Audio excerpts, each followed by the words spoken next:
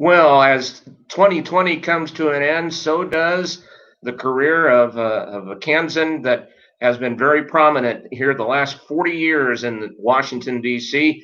Kansas Senator Pat Roberts is joining us, and also joining us is a former farm director here at WIBW Radio and the Kansas Ag Network, Kelly Lenz. And we thought we would just do a little salute and take a look back at the career of Senator Roberts through many experiences that he had. So, Senator, I appreciate you doing this. My pleasure. Right back at you. Thank you for WIBW. And Kelly, it's good to see you again. Good to see you, Senator. Special regards to your wife, and I know I know both of you say the same thing to Frankie, and we miss you. Sorry about leaving Pepper Tree, but maybe something will work out in Kansas after all, and I hope it will. I do think a Democrat bought your old home. Really? Yeah. Oh, for goodness sakes. Something went wrong there. Well, hey, I'm chairman of Ag. I'm bipartisan. Senator, you've had your final speech there on the Senate floor. I'm sure, though, it's been interesting going through everything that's been in your office of some things that were displayed prominently in your office, but some things you probably haven't seen for a while either. We're just going through an awful lot of material that was filed away. All of that intelligence business, when we found out that Saddam didn't have the WMD, and then all the politics that followed. So I'm sending that to the Kansas Historical Society. At least it's out of my hands. It'll be in theirs. We're trying to figure out at what point do they release all of that, plus everything else that I've given them. And I said, well, I don't know. I guess immediately, and everybody went, oh my God, you can't do that, because you were pretty frank about some of the things that you said. Imagine that. And so now it's a question of whether it's 10 years or 20 years after I ride into the Great Reward, so or wherever. But we'll have to figure that out. But my word, there was stuff that's this tall, all about that intel stuff, and that brought back a lot of memories. You wouldn't believe the office, Kelly. Yeah. And, it's absolutely almost empty. We're finally getting there. Yeah. Senator, I wanted to bring up what I think was probably one of the most significant farm bills that ever came out of Congress. And the person who was the driving force behind that bill was a House member whose name was Congressman Pat Roberts. And we're talking about the 1986 Farm Bill. It's supposed to be the 85, but as often happens, it became the 86. Two significant things about that bill. Number one, people maintained a base, but they didn't have to follow it as far as crop producers. It was called freedom to farm. Farmers could plant what they want based on market conditions and other factors. The second thing that bill did was it created what has proved to be a pretty popular program among sportsmen, among ag producers, among environmental groups, and we're talking about the Conservation Reserve Program, which continues today. Comment on how that came about. I think you got me by a decade. That was 96. It was 95, just before I came to the Senate, and I was chairman. In 85, I probably couldn't have got away with it. But I think the first thing that hit me was that with the Gingrich Revolution, we were not getting the money that we needed to do a farm bill as we have known them. In addition, this was the era of reform, everything from food stamps to farm program policy. I had been out in Dodge, and I was meeting with the Ford County wheat growers and the Farm Bureau and others about every other weekend. And I was giving them my tales of woe with regards to the lack of funding with regards to agriculture. And it was a serious problem, not only for a farm bill, but everything that's included in a farm bill, and that includes the nutrition and all sorts of other things. And I mean, that's pretty important. And then Leon Torline, who is from a little town just east of Dodge, he stood up in the back and says, Pat, I'm awful tired of all these government regulations. And we've got so many programs that sometimes work, sometimes they don't, sometimes we get money for them, sometimes we don't. He said, why don't you just give me the right to farm my farm the way I want to? Give me the freedom to farm. And that sort of stuck with me. They said, well, hey, that sort of seems like a good idea. So what we did is we had transition payments, which were really direct payments. That always helps. And we have seen during the tariff years, and just passed, I think. And then we put something else in there. There's a CRP program which does live today. And it's a farmer issue, it's a sportsman's issue. Sometimes when we get a little bit too much acreage there involved, while your county seat town or non-county seat town may complain, and I understand that. But we really tried to make it environmentally conscious, but also when we're going through tough times, we have emergency haying and grazing. And it is, I was a primary author of that, very proud of it, and also with freedom to farm. Today, farmers still don't farm according to the dictates of the government. They farm with regards to what they think the market will be. Obviously, today it's a brand new circumstance. If a farmer doesn't have access to technology or the latest with regards to ag research, or if in fact we're tossing tariffs around like lightning bolts, why you get retaliation and you don't have that market-oriented situation like I think we ought to have. But those were two things. One other thing that we started too, by the way, and then improved upon when I got to the Senate with Bob Kerry of Nebraska, Senator Bob Kerry. It was called the Kerry Roberts Bill in Nebraska and the Roberts-Kerry Bill in Kansas. But we really improved crop insurance. And that became the number one issue to farmers and ranchers and growers all across the country prior to the 218 Farm Bill. And that's the one where I sat down next to the president when I first met him.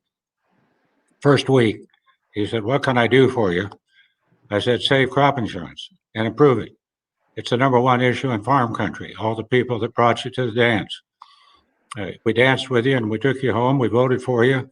And we need to save crop insurance. He said, well, what's the problem? I said, in your budget, you really cut it. And so he got Mick Mulvaney, who was the budget guy with the OMB. That took him 7 seconds. And Mick was on the line. And then he forgot my name. And so he says, Mick, farm guy here. Farm guy says that we're cutting crop insurance. He said, Mr. President, we're not doing that. We're reforming it. Whereupon I used the example of what we have a lot of in the Dodge City feedlots and tried to make my point that way. And I said, if you go ahead with these reforms, they're major cuts, and you will actually take away crop insurance from large sections of the country, all of which voted for you. But on the other hand, we produce more food and fiber for this country in those states that need crop insurance rather than these other states that will continue with it. You'll decimate the whole industry. So he says, Mick, he says, yes, sir. Don't cut crop insurance. Boom. But that was my first meeting with the president. Amazing. Well, Senator, one thing that we were going to do today, and we're still going to do that, is you, of course, work with many people. You have had many people that have been on your staff, both in the House and Senate, and both in the House Ag and the Senate Ag committees as well. And we've got a few surprises for you. So let's, matter of fact, bring in the first surprise. Uh-oh. And that, of course, is a person you definitely know, Ambassador Gregg Doud, Chief Ag Negotiator in the Office of U.S. Trade Representative. Hey, Greg, good to see you. Gregg Doud, let me tell you that if there is a guy that has tried to straighten out our trade with our largest trading partner potentially and going uphill all the way, China's not behaving themselves. Everybody knows that. and we have a lot of problems with China. Hong Kong is yesterday. You know, goodness knows what's going to happen to Taiwan. They are very aggressive on the military side and on the intelligence side. We know that. But Greg could be the first to tell you, along with Lighthizer, I hope, and me, and both of you fellows, if you trade with China and you are sending them the best quality food that is in the world, and they become dependent on you for that particular product, that's a chip that you can play on the table if you're talking about anything else. Greg was a master at it. He didn't come to it by accident. He came to it by service. Greg, this is why I'm wearing this hat is for you. Actually, I just got it today, and so everybody's saying I got to wear it. But as a gift from the Cowboys. But Greg how many times did you meet with your Chinese counterpart? 33 times. 33 times that they've gone back and forth and back and forth. And we have seen under that first tranche that the Chinese agreed to, they've been buying some things. And we've seen some price recovery. And it shows you what 1.4 billion people can do with regards to a market. On the other hand, you really have to be careful with China, given where they are in the world today. I have no idea what the trade policy will be under the president-elect. I do know that the Secretary of Agriculture is the former Secretary of Agriculture, Tom Vilsack. I know him. We will not have, however, the tremendous effort that Bob Lighthizer and Gregg Doud put together, not only with China, but for Canada and Mexico and UMSCA, and then all over the world. I mean, if something moved, Gregg Doud tried to feed it with U.S. farm products. He did a great job, and we owe him a real gratitude. Greg, looking back at the time you spent on Senate Ag, just some of your thoughts and being able to work with the senator throughout the years. Well, Greg and Kelly, great to see you. I will tell you my memory of the boss, and anybody that's worked for Senator Roberts, he will always be the boss. Nobody else ever gets to be the boss. He's the boss. But my earliest memory of Senator Roberts was when he ran for Congress in 1980. Senator, you were the first politician I ever remember as a young guy in grade school, junior high school in 1980. And to this day, when I describe my politics, I describe it as the fact that I'm a Pat Roberts Republican. And that's what I think of in the Republican Party and in Kansas, who you are. And the great thing about Senator Roberts is he always believed that markets worked and that agricultural markets worked. And that was his fundamental basis of freedom to farm. He understood trade. He is the father of crop insurance. But one of the things that I would also say in working for him that doesn't get enough credit is his understanding of the importance of food aid and his push for things like McGovern-Dole and his work around the world internationally and with the World Food Programs and things like that. Is a real champion of that is one of the unsung things that people don't know about him. But boss, thank you for the opportunity to work for you and Godspeed.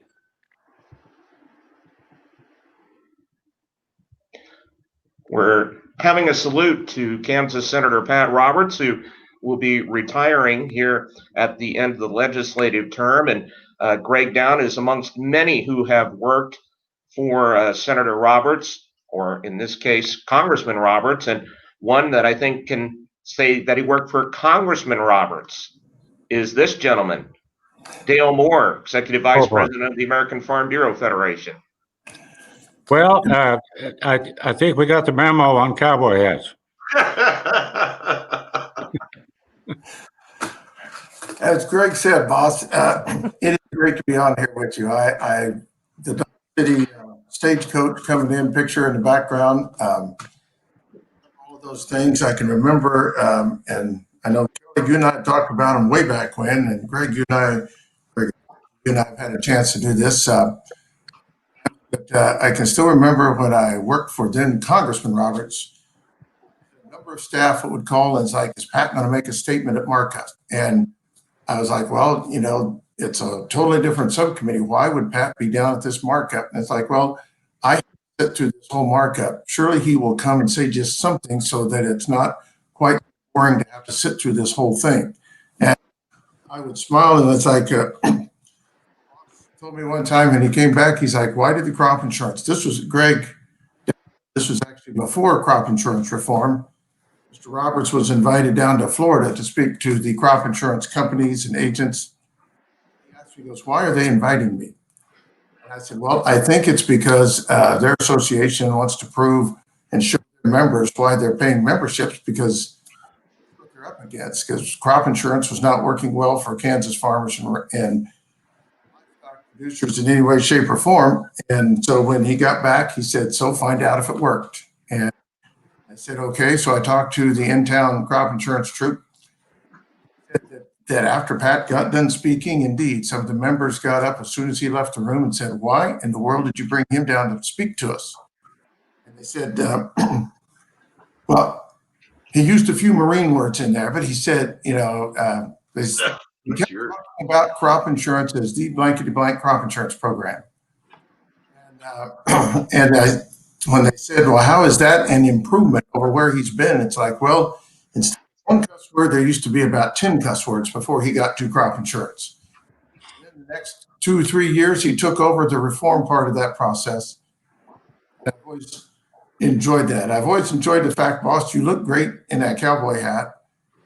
It's one of those things that it is something when Pat was riding shotgun talking about. There's the other, there's the reason.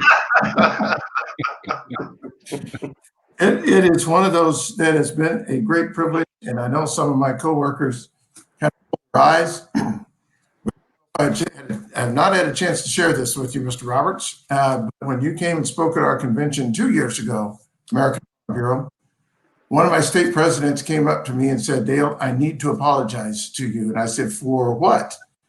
And they said, well, for two things. One is you told us that Mr. Roberts has all of these he lays out and that you have to listen carefully because even when it sounds pleasant, it has a point to it, sometimes a very sharp point. You don't need to apologize. I mean, that's just, Pat. He said, well, the other thing is, the real reason I'm apologizing is because now I realize that all those Roberts stories you tell are true. I smiled and said, you didn't think they were true? And it's like, well, we didn't think they could be. One of them has a point to them. I don't know what the parliamentary book looks like because I really don't follow it that close, but the Roberts Rules of Order that myself, Ambassador Dowd, and several others in town follow, all of us well. So it's not only just the opportunity we've had to watch you operate, boss, lessons that you've learned. And as you reminded me one time, I said, Pat's like, raised me in Washington, D.C. And he said, I'm not near old enough to be your dad. So that's Uncle. So Uncle Fred, again, thank you very much for all of those lessons. There you go, Kelly. Not to be outdone. Senator, Look who we got here. Those of us who are on this program now look at you as a true leader in agricultural policy, as you are, and you will be missed in that position. But you also serve some very important seats in Washington. At 9/11, you were chairman of the Senate Intelligence Committee. Am I correct? That's correct. Okay. What do you remember about that? Oh, my. Matter of fact, we just went through a whole stack of material that some of which I think is probably still classified, but we're sending it to the Kansas State Historical Society. Sometimes that got a little, just a tad political. It didn't at first at all. We were working together, obviously, because of what had happened. I had been warning for some time. It isn't as if the dog didn't bark. that the oceans no longer protected us, that at any time a country could attack us in various means. I was concentrating on a situation where I got to go under the Nunn-Lugar program. I was the authorizer on the Armed Services Committee. It was on the Emerging Threats Committee. We went to a place called Obelisк, and they were warehousing a whole bunch of pathogens that they were trying to weaponize to take out a country's food supply. Now, this is the former Soviet Union, which had fallen apart, but there they were, and so we were paying those scientists to stay there. I go back to K-State and happen to be talking with President Weefel, Jumping John, Weefel, and he said, K-State can do this. The last part of this whole story is going to happen at the end of this Congress, where I hope part of the COVID bill is a coordination effort between the Department of Health and Human Services, DHS, the Department of Homeland Security, and of course Agriculture. And it isn't as if those three haven't been meeting, but for the next pandemic, I'm not talking about COVID-19, most of them are zoonotic. We've had the swine flu, we've had the avian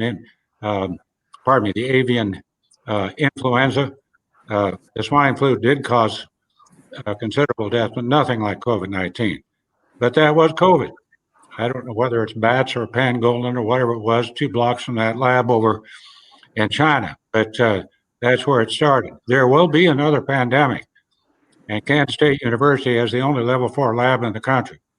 And we do have a coordination bill now, and it will be part of the COVID package. Well, let me put it this way.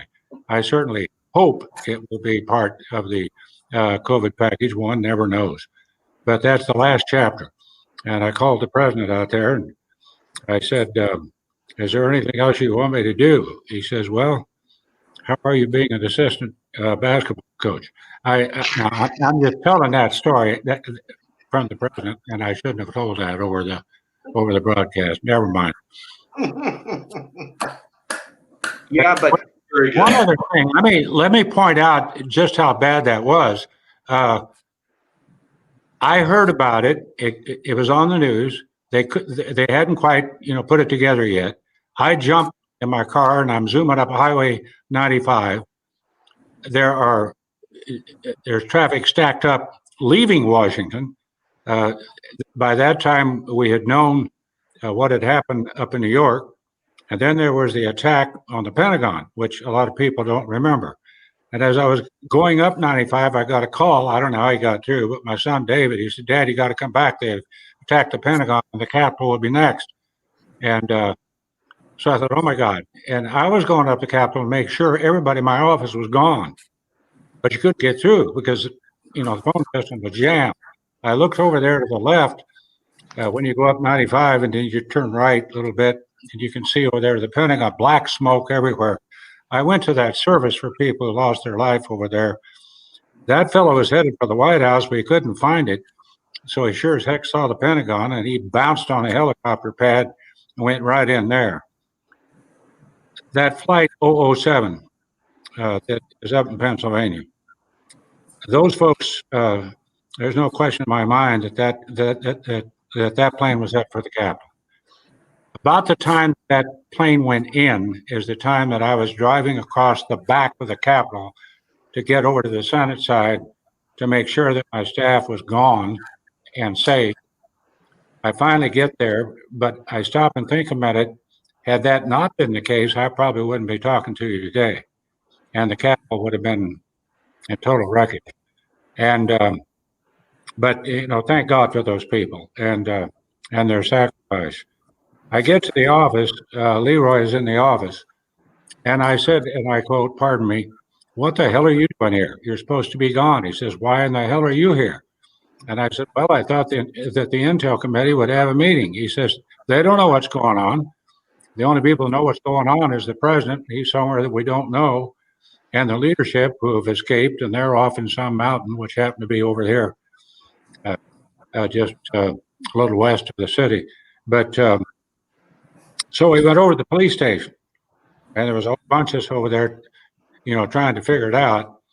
And then then we had a couple of false alarms after that. But I'll never forget that day. And then we went up with the president up to the 9/11 site in New York.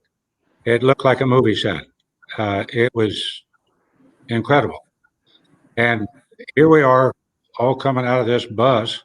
We have ties on and coats. I don't know why in the hell we had that on, but we did. And the president was coming right after us. So we're just sort of standing there, and I'm looking at this guy that has a jackhammer, and he's standing right in the middle of this mess. But to get over to him, you had to walk on whole big slabs of concrete.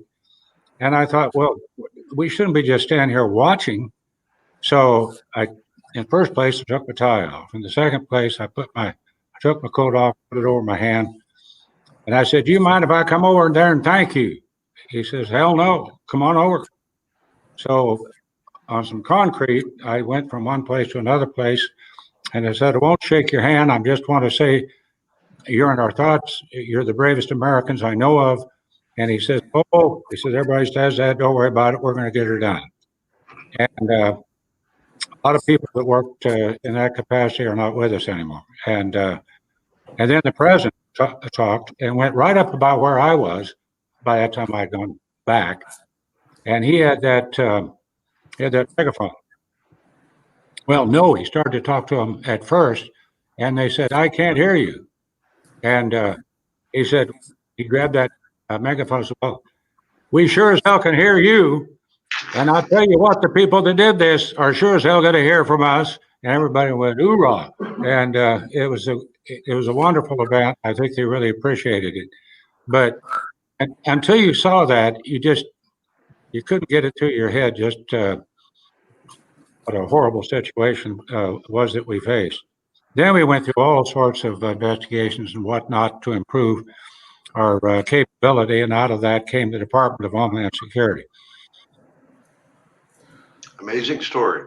Amazing. Yes, most definitely. This is our salute to Senator Pat Roberts, who is retiring at the end of the legislative term for Congress. Speaking of that, we have another person joining us now, and he has been busy. That is your fellow Senator, Jerry Moran, who is joining us. And Senator, good to see you. Greg, I feel underdressed. Send me the hat. I know you have a cowboy hat. I've seen you in several, not to mention ball caps. You're usually in a pair of jeans. You pick up your ball cap and you're headed to a meeting. Well, you all look the part today, and I've got my coat and tie on. I feel underdressed, overdressed, but I'm honored to be here. And No, you look like a senator. And the thing that I'm really impressed with, have you really read all those books that are sitting behind me? Most of them I haven't had to read because you've taught me what I needed to know. Good answer. Well done, my friend. It's been a real problem in my life to be around Senator Roberts, to be around Pat, because he has such the capability of delivering the punchline and making people smile, making people laugh. And I just have felt terribly boring every time I sat there or stand beside him, and how he's able to bring an audience together and entertain. And so if there's any, I'm always having to preface myself, I'm the senator from Kansas that's not funny. After I told the best joke I know, I say I'm not Pat Roberts. And then both of us have had the challenge of having Bob Dole around our lives. Oh, boy. Which he can deliver the lines in such a special way. But great to join all of you as you pay tribute to my friend, my colleague. I just was trying to calculate how old Pat Roberts was when I met him, but it was, as I said the other day on the Senate floor, it's 40-some years ago. And so he's in his 40s and I was in my teens. Yeah, we had Jerry as an intern. I say we, Key Sebelius. And I'll just be frank about it. We had great faith in Jerry. I'm not saying we groomed him, but we had a kitchen cabinet that was very interested in Jerry, and Jerry ran for state office and won narrowly against the favorite. And I will never forget the next go around. That was the Watergate year. Oh boy! And Jerry was talking to me. He said, I don't think I'm too excited about this job. And that half of the people we talked to wanted the president gone, the other half, were for him. And those were tough times. And so we had a wonderful conversation up there at the Logan County picnic, which we both will never forget. Jerry has been a wonderful colleague. He's now senior on so many committees I can't remember. And he announced that he'll be running again, and that's just simply good for Kansas. I couldn't be happier. And so we've had a wonderful career together. Some of the stories he tells about me are simply not true, but others I have to confess why, but they are. On the topic of agriculture, one of the first times I remember being around Pat is back in the days of Congressman Sebelius, and we were at Fort Hays, there or more, and the American Ag Movement. I guess I should say also Greg Akagi. The Ag Movement was in full force. We're at Gross Memorial Coliseum. The place is filled to the rafters with angry and challenged farmers. And it is a place that we learned about how powerful the ag movement can be. I was not in Washington at the time, but was going to school. And many of those farmers ended up with Pat Roberts taking care of them on the national hall back as they brought their tractors to the nation's capital to make their point about how difficult things were in earning a living as a farmer and a rancher. And we have had our challenges ever since, but those were, I hope, unique days in which we never see that kind of challenge. We farmers. Keith said we're closing down our office. We're going to put our office over in the annex, and this is going to be Grand Central Station, a welcoming point. We had 1,300, at least 13. We had 1,800 the first years, and then 1,300 the next year. They came back for 3 years in a row, and 1,300 farmers, and keeping track of them. And of course, they were using the telephones to call home and whatever. We had one old boy that was missing for 3 weeks, and I won't tell you how we found him, but at any rate, he had to call home right away. We had one fellow who said he was reading his Bible while he was riding his tractor in a tractorcade demonstration in Washington, and he didn't mean to run over that policeman with his motorcycle, but he was reading his Bible, and he just happened that happened. And then he asked Keith to represent him. And, gave him the best advice in the world. Said, I think just tell the judge you were reading your Bible, and you're just sick about what happened, and just throw yourself on the mercy of the court, because nobody's going to believe you otherwise.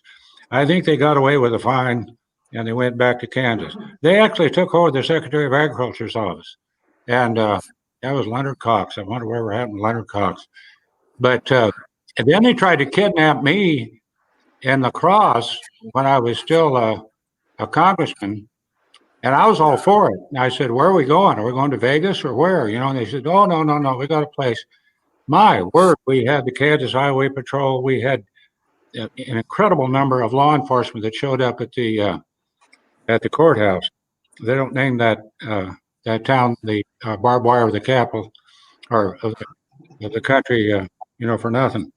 And so I got in there, and Darrell Ringer was in there, who later ran for Congress against me. And he was quite the guy, and he was making the speech, and he said, Robertson never show up. And I said, what do you mean show up? He tried to kidnap me.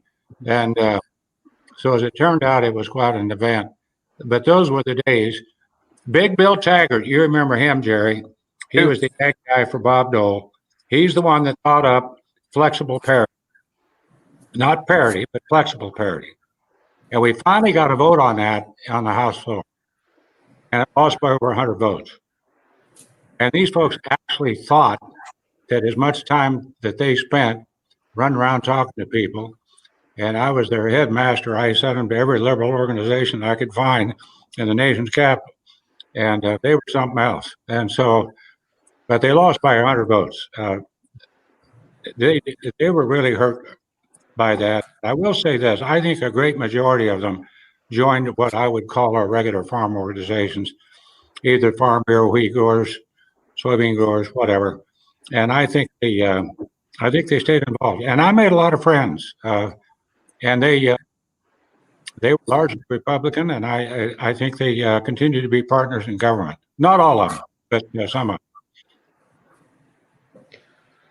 We're joined by a whole, we got a few more actually, but you can see Senator Jerry Moran is joining us, Dale Moore with the American Farm Bureau Federation, Ambassador Gregg Doud, Chief Ag Negotiator in the Office of U.S. Trade Representative, former Farm Director Kelly Lenz with WIBW Radio and the Kansas Agriculture Network. But Senator, the fun's not over yet. Of course, Ambassador Doud and Dale Moore had the pleasure to work with you on staffs, but you had your own internal staff, and we're going to bring a couple of those people on right now. This is the first one that we will bring on, and that, of course, is someone you know very well, Jackie Cottrell, former Chief of Staff, longtime Chief of Staff for your office, and you're not the only three, Kelly, Senator, and Dale. We have another gentleman. Harold Stone is also joining us. He's got a hat. Where do you get that hat? Mr. Stones with a cowboy hat. Yeah. Pretty good, Harold. Looks like a banker in a small town in Kansas to me. Yeah. Well, I just wonder if the guy was alive when he took the hat from him.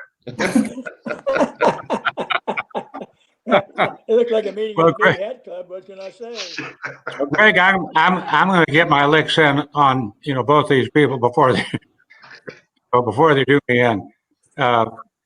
Harold is a great friend. He's a super friend. I got some good news for you, and I'll talk to you about it later. But or at least I hope we have good news. You never know about Schumer. But at any rate, it's good to see you, Harold. Harold sends me the clips all the time from Kansas, so I get up to speed with everything that is fit to be print, with the exception of the Capitol. I had to toss that in.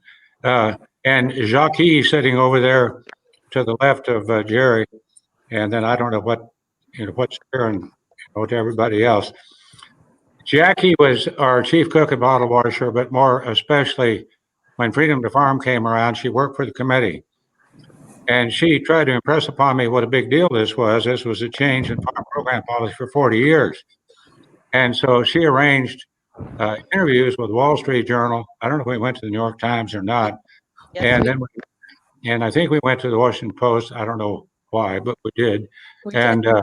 But the Wall Street Journal was the one that I really remember, because their editorial viewpoint was certainly anti-farm programs. And so we went in and we had to go through security like it was the Pentagon. And I'm sitting there, and there's this youngster with a white shirt and a bow tie. And he says, I make widgets. And I said, okay. He says, I'm a widget maker. And he says, what I want to know is, how can I get a subsidy like farmers? And my widgets are very important. What's the answer to that? And I said, well, have you ever tried to put a widget between two slices of bread and eat it? And I think we made her a point. And at any rate, Jackie just left about 4 to 6 months ago. And since there are people in the office that I see here are still working, but the place has fallen apart, just completely fallen apart. I have nothing here that used to be, I had a museum here. I had a wonderful desk operation in here. We're now just trying to get rid of paper. And there you are. All we got is that mural from Dodge City. So when Jackie left, the place just fell apart. not true. Harold's title is the chief cook and bottle washer, but he is our special advisor on special projects. But he really is the photographer, and he'll have to tell you that's if you want to. Harold, what memories do you have of that? Well, Greg, after I got your first email of this, and I thought I'll get just a few words because I'm going to be in talk in excellent company. Senator Moran, all the rest of you. I feel very close and very close to and very dedicated to. But for 53 years now, I have either worked with or worked for Pat Roberts. And that's a pretty good chunk of time in a man's life.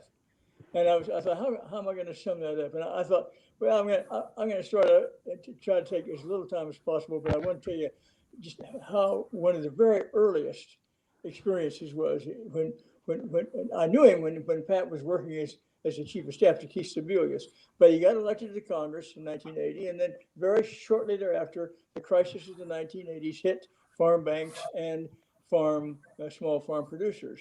And I was, of course, during my 30 years with the Kansas Bankers Association. And I started hearing from country banks that their ag customers were in deep, deep trouble.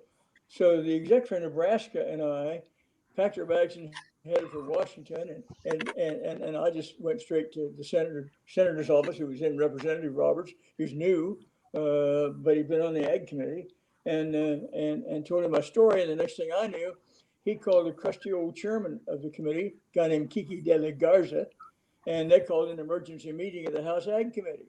And they just dropped what they were doing and showed up. And the guy from Nebraska and I testified to that committee right on the spot, and said how many Kansas and Nebraska producers, ag producers, were in deep, serious trouble. Well, Pat pulled that off. Just amazed me. I just couldn't hardly believe it. Then later, as Representative Roberts and Senator Dole would put together farm programs, and the reason I bring this one up also is because there's this Kelly Lenz, as Roberts and Dole would come up with programs, the first place we'd call would be Ag Issues WIBW.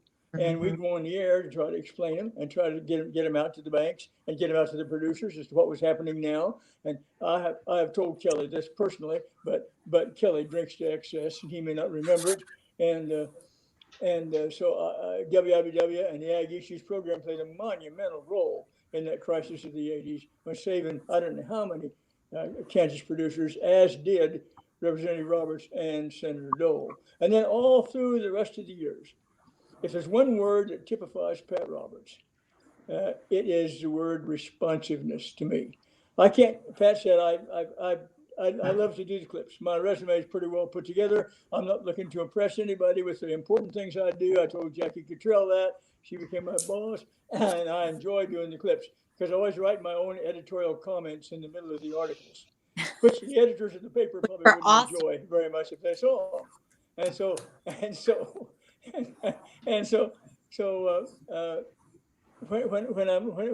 I'm doing that, sometimes I'll also throw in some things I've learned maybe that morning watching Ag Issues, or maybe just picked up.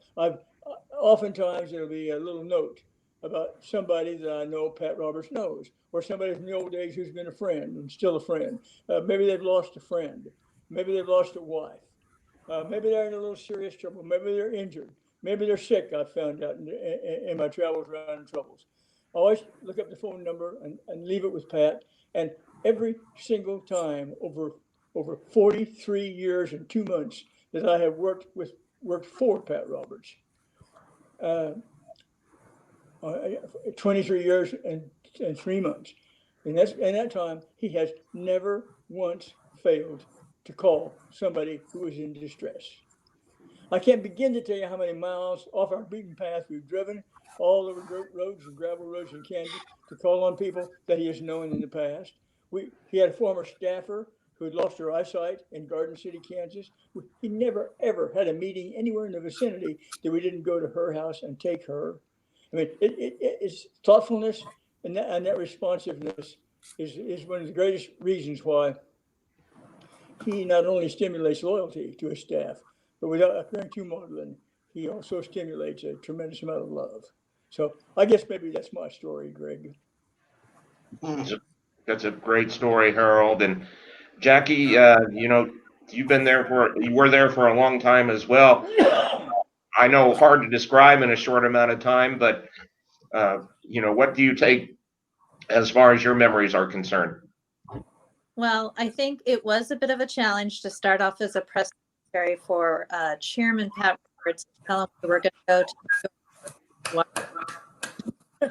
That took a little explaining, but it was such a good reform that the national media actually really appreciated what Chairman Congressman Roberts was doing. Dale was there as we went through it all. And he even did the story about the state widget, totally true, but he did win them over in the end. So we got all the endorsements. It was a real tough slog, but the chairman just stayed true to his principles, what he wanted to get done. And he convinced, first a doubting House, then a pretty difficult, I'd say, Dale, we had a difficult conference with the Senate. And there was this other little Kansas guy. His name was Bob Dole, I believe, that was in the Senate at the time, that had some thoughts along those lines. So we really did have to press for it. But boy, it was such a win for Chairman Roberts. And I think the thing I took away that we've all talked about as staffers over the last 2 years, since we knew we were ending as a team, is that Pat Roberts started as a staffer. Greg knows this, Dale knows this, Senator Moran knows this. So he's walked in our shoes. And I think that he has always really appreciated the role that staff can play and does play in his office and in his committees to help him fulfill his priorities. And so the loyalty is definitely a two-way street. He's so loyal back to us. I think we've all been to him. It's it's been an amazing, for me, over 25 years, 20 years with Senator Roberts, Chairman Roberts, Congressman Roberts, candidate Roberts, moving to Kansas for him in 1996 to work on his campaign. And I treasure it. And Kelly, you were one of the first press people I worked with out there. Greg, we worked together for years. You get it. He is the boss.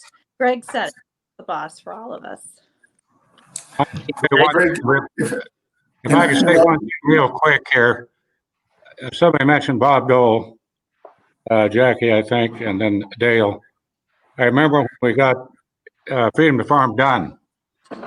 So I was told to march over to Dole's office, and so I went over to his personal office, and he sat me down. He says, "Well, you did a great job over there with Quad Reform." I said, "Well, thank you, Bob." He said, "I hear the changes we're going to make." I thought, oh boy. And so at any rate, and there were some changes that we did make, but it didn't really take away from the thrust of the program. But by the way, Greg, this is Jerry. I'm going to have to go vote in just a second, but let me highlight what Jackie and Dale, the staff in Senator Roberts has always been exceptional.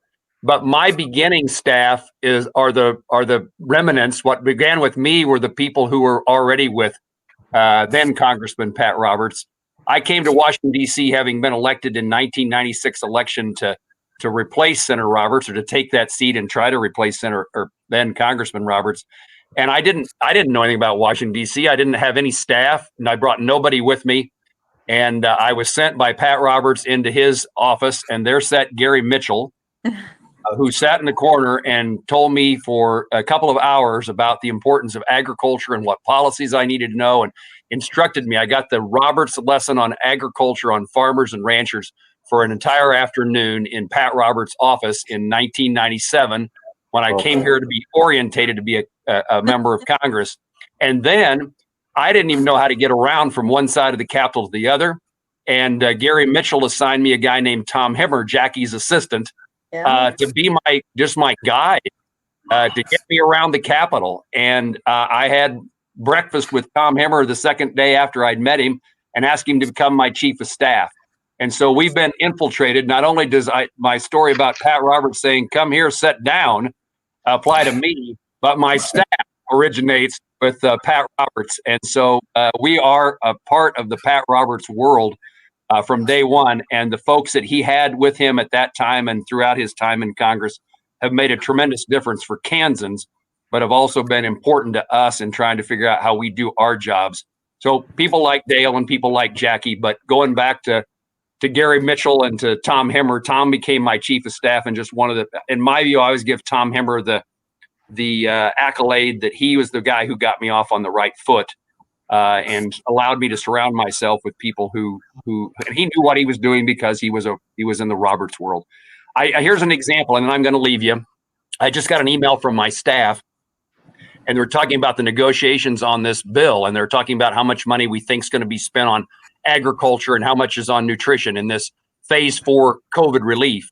And I'm told by my staff that a bill that I introduced to provide some relief to small packers is in play to help the smallest packers in Kansas. There are 74 of them, to pay the cost it has to have an inspector on site.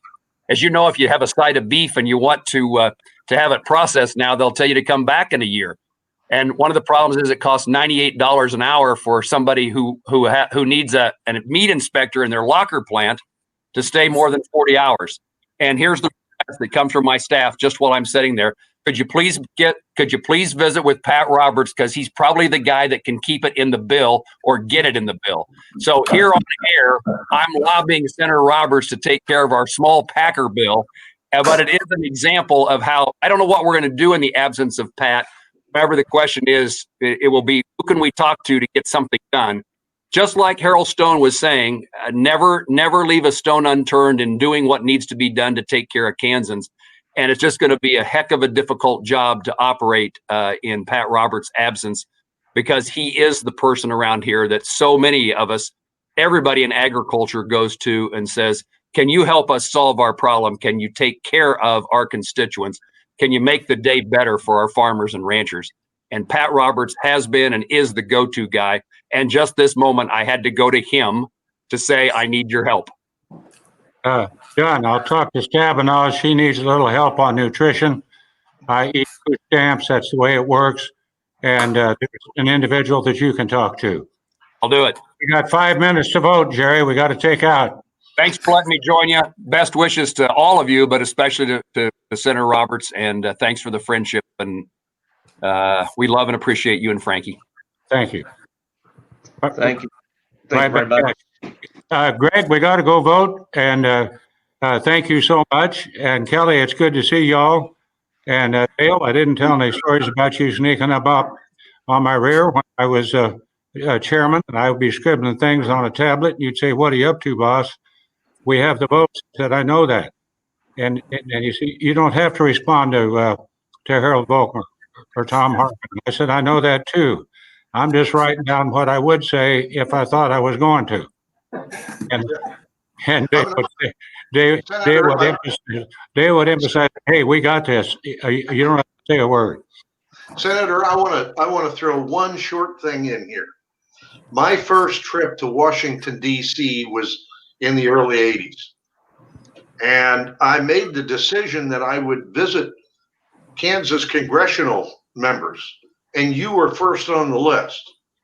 I walked into his office, and there's a signage there that has the prices of ag products today in Dodge City. Told me a lot about Pat Roberts and where his heart is. In your heart? Right. I don't know what we've done with that chart. I'm down to 4 minutes, guys. I got to run.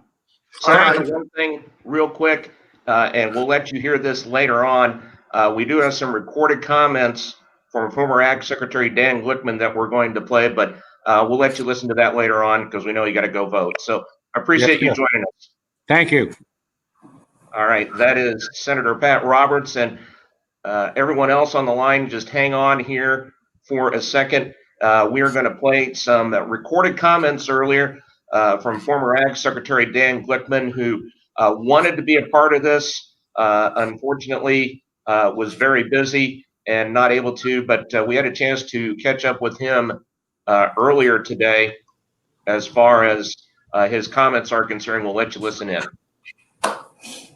And joining us now from Los Angeles, is former Agriculture Secretary, former Kansas Congressman, Dan Glickman, who joins us now. He was with the Aspen Institute. But Dan, it's a special time and a time that we all knew was coming eventually, but hard to see that Senator Roberts is retiring from the U.S. Senate and after a very long and distinguished career in Congress. Well, Pat is a person that can't just be described in one sentence. He's funny, he's acerbic, he's got a caring streak to him. He's done everything for agriculture and food, and he cares about the hungry and the poor as well. I like being with him. He's I think one of the best personalities that I've ever seen in the legislative branch of government, which is filled with some people that I don't enjoy being with. So so anyway, we will miss him, but I hope he's got another 20 or 30 years on him to be able to impact public policy in other ways. You had the opportunity to work with him in many ways, not only when you were a member of the Kansas congressional delegation, along with Senator and then, of course, Congressman Roberts, but then you also had to work with him while you were Agriculture Secretary as well. And I'm sure those dynamics were interesting going through the years as well during your time with him. Yeah, it was back when there was less partisanship, or if there was partisanship, but it was what I call constructive partisanship. I mean, we all have different perspectives, and we're expected to, but we could work together. And so on, when it came to food and agriculture issues, Pat and I could always work together in Congress.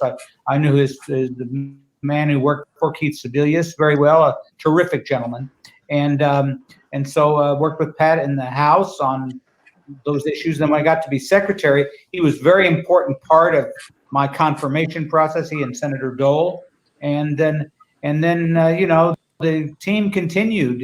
Even though I was supposed to represent the whole country, with Dole and Roberts around, I tended to focus as much on Kansas agriculture issues as anything else. So, he was also good intelligence for me. I would hear from him, you need to call this guy. He can't stand what you're doing on X, or you need to call this person. This person has an interest in food stamps, and you're not dealing with that in an appropriate way. So I like that intelligence operation. He was never afraid to kind of tell me what was on his mind, even when he thought I was doing something that was not right, which of course he was 100% wrong on when he said that. And we had the opportunity, and this is being a little selfish for our radio station. We had the opportunity to do numerous at the Kansas State Fair, the Pat and Dan shows, or the Dan and Pat shows, depending on your perspective on that. But it was just you two talking really agriculture policy, and just the kind of thing that we'd love to see now. But those were a lot of great memories to have too. Yes, first of all, that was a lot of fun, and we're joined by Barry Flinchbaugh, who just unfortunately recently passed.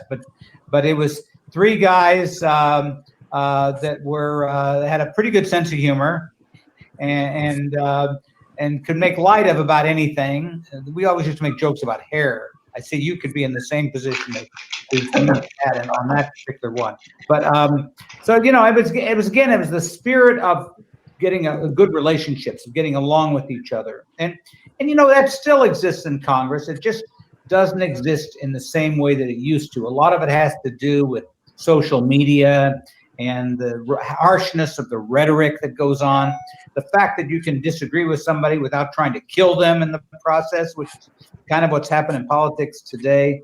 But one thing about Pat, he always had this great relationship with the members of the Agriculture Committee. So he and Senator Debbie Stabenow, who they rotated as chair and ranking member a couple times, had this great relationship where they worked together, and that the Ag Committee tended to be the least partisan.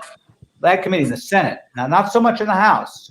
The House is much more partisan, but the Ag Committee in the Senate tended to be one of the least partisan committees. And I think Pat's leadership and sense of humor and attitude had a lot to do with that.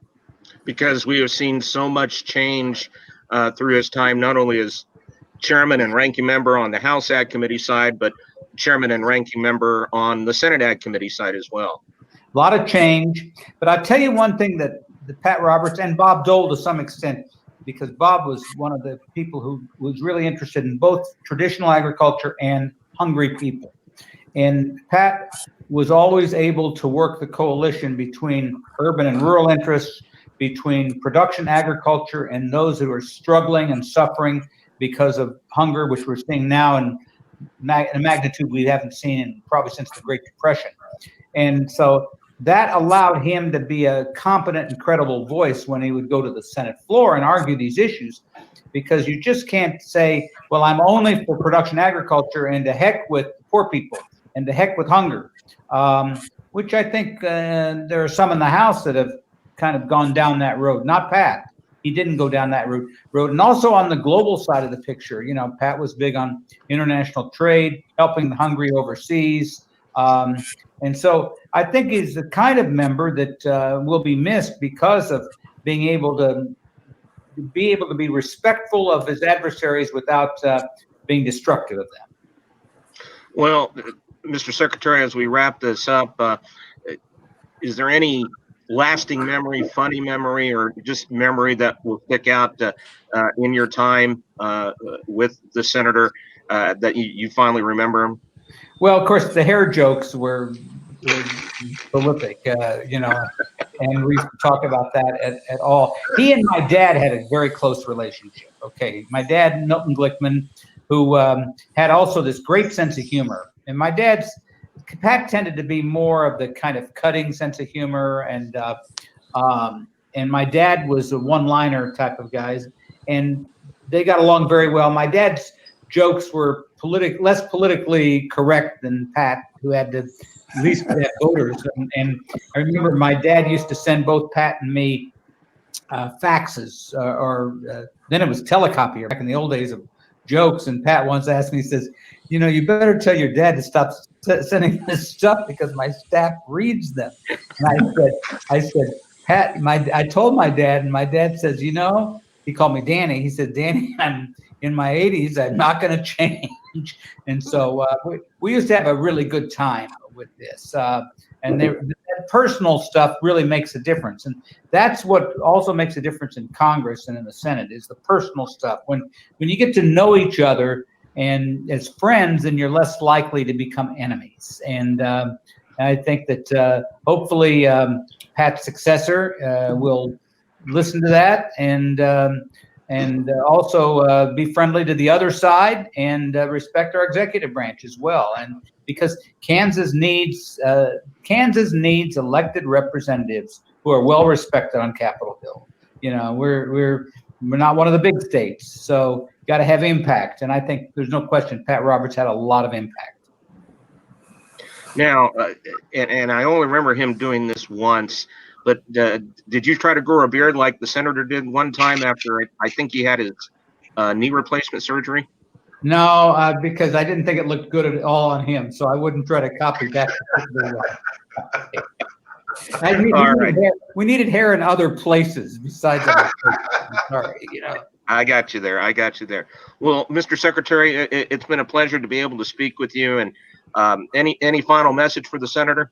No, just stay well. You know, be careful during this awful time. Get your vaccine as soon as you can. He and I are both in probably level 2, which is, I guess, over 65, or in both cases we're over 75. So I hope he and Frankie have a good, relaxing, rest of the Christmas season, and I hope Pat doesn't exit the stage. He's not going to run for office anymore, but we need his comments, his thoughts, and his views to help our country move forward. And those were the comments of former Agriculture Secretary Dan Glickman, who joined us from Los Angeles earlier. Dale, did get on the house yet? Did you see any of those jokes?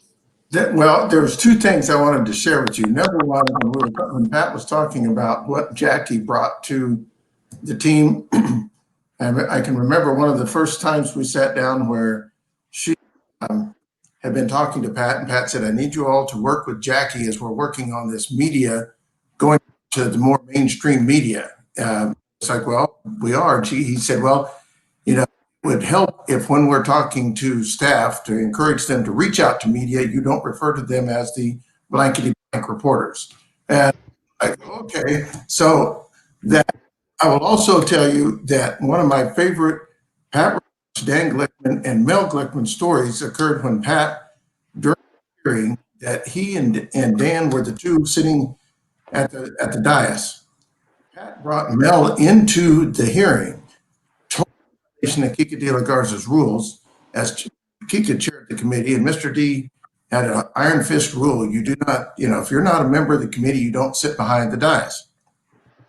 Pat has not only brought Mel behind the dais, but has him sitting up at the dais along with me. And Mr. Glickman is chairing the meeting, looking over and kind of like, you got to help me out here, because it's sort of like if Kika walks in. And sure enough, Pat told me, he turned to me, he goes, I got to go to the restroom. I'll be right back. Mel, he just said, Mel, just hang out here. I'll be right back. 30 seconds later, Mr. De La Garza walks in and just stares right at Mel sitting up around the dais. You can see all the just the look. Greg, who was Dan's guy at the time, came to me and said, you've got to straighten this out. Pat went back in. I went over to him and I said, you have to straighten this out. I said, right after you left, Chairman came in, saw Mel Glickman sitting there. Chairman Glickman is in a big heap of trouble with Chairman De La Garza. You need to straighten it out. And Pat looked at me and smiled and he said, who do you think told Kika he needed to come in here and check out this hearing? So there was that kind of brothers picking on brothers kind of thing that I miss that part of watching, what's on Capitol Hill among his Secretary Glickman, Congressman Glickman, and all his titles that he's carried, talked about friends. Going to miss Pat Roberts, miss the Congress that I in.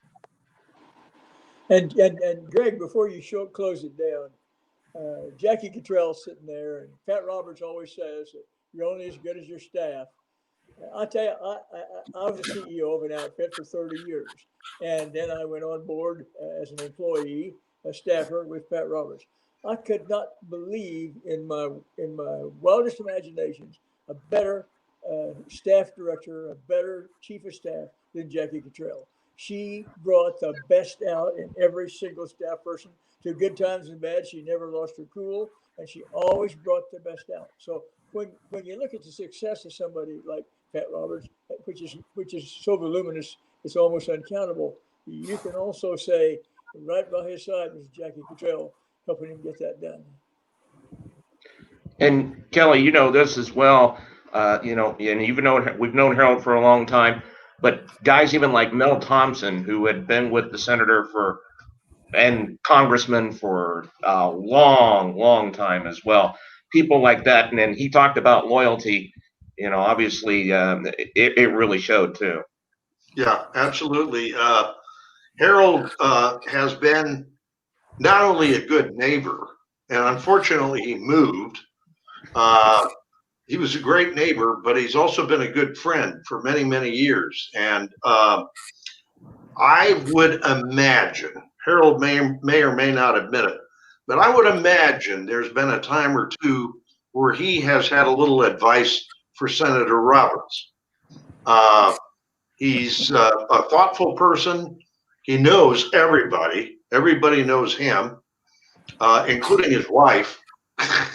So, Harold's he's been one of those people that's been in the background, never really a star, but make sure that the focus of his attention is going to be on doing the job and representing this person in the U.S. Senate.